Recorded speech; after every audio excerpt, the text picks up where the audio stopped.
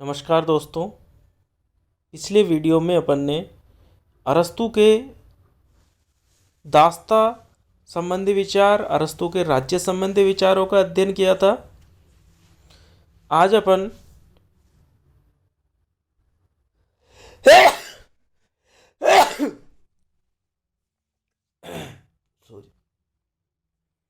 अरस्तू के नागरिकता संबंधी विचारों का अध्ययन करेंगे।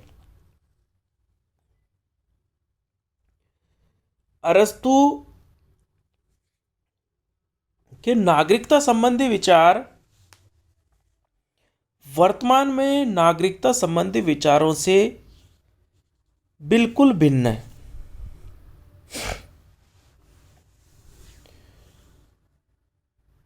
अरस्तू की जो महत्वपूर्ण किताब थी पॉलिटिक्स, उस पॉलिटिक्स के तीसरे भाग में उसने नागरिकता संबंधी विचारों का वर्णन किया है।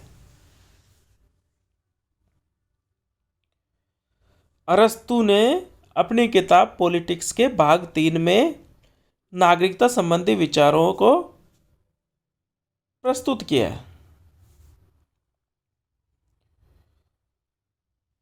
अरस्तू को मानना है कि निवास, जन्म, अभियोग या व्यापार को नागरिकता का आधार नहीं माना जा सकता है। मैंने स्टार्टिंग में ही कहा था कि अरस्तू के नागरिकता संबंधी विचार वर्तमान में जो नागरिकता संबंधी विचार है उनसे बिल्कुल भिन्न है। वर्तमान में जो नागरिकता दी जाती है वो निवास के आधार पर दी जाती है, जन्म के आधार पर दी जाती है। भारत के संविधान में भी नागरिकता से संबंधित विभिन्न प्रावधान किए गए हैं। कोई भी विदेशी 5 साल तक यहाँ रह ले, या जो अलग अलग देशों में अलग अलग प्रावधान किए गए हैं, तो वो दूसरे देश की नागरिकता अर्जित कर सकता है। यहाँ के निवासियों को जन्म से ही नागरिकता मिल जाती है। तो इस तरीके के विचार न होके और अरस्तू की नागरिकता संबंधी विचार अलग ही तरीके के। क्या कहता है अरस्तू कि विधायी व न्यायिक कार्यों में सक्रिय भागीदारी के आधार पर नागरिकता प्रदान की जानी चाहिए। अरस्तू क्या मानता है कि व्यक्ति विधायी व न्यायिक कार्यों में सक्रिय रहेगा तो ही उसे नागरिकता प्रदान की जाएगी।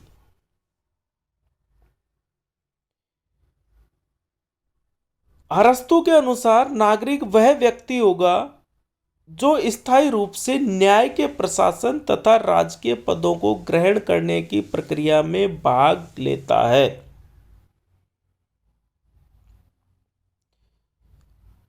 सीधी सी बात है, अरस्तू के अनुसार वही व्यक्ति नागरिक होगा जो राज्य के विधायी व न्यायिक कार्यों में सक्रिय भागीदार होगा।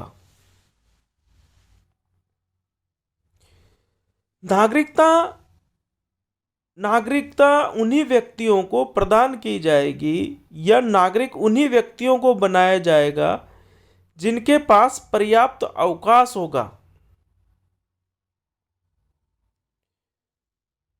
नागरिकता उन्हें दी जाएगी जिनके पास पर्याप्त अवकाश होगा, और अवकाश उन्हीं के पास होता है जिनके पास पर्याप्त संपत्ति व दास हो।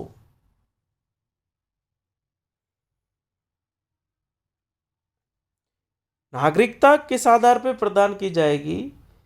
व्यक्ति राज्य के विधायी व न्यायिक कार्यों में अगर सक्रिय भागीदारी निभाएगा तो उसे नागरिकता प्रदान की जाएगी।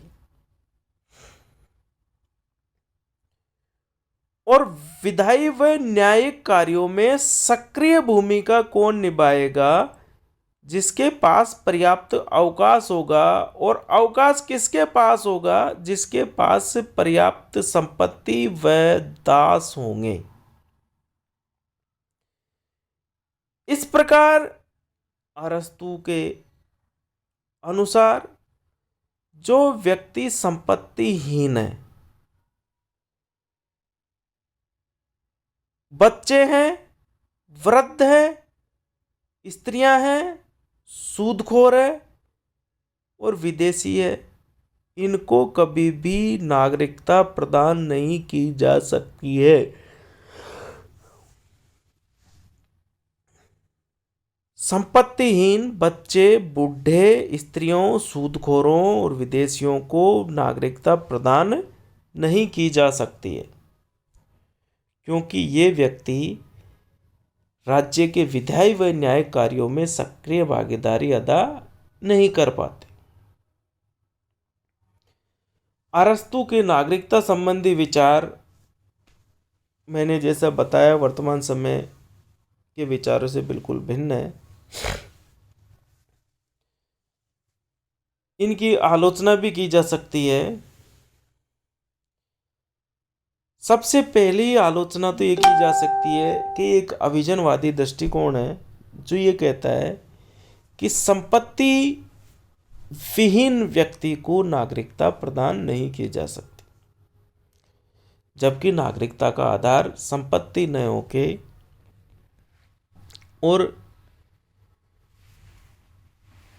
ऐसा कोई आधार होता जिसके सभी व्यक्ति नागरिक होते बिना किसी भेदभाव के, तो ज़्यादा अच्छा था।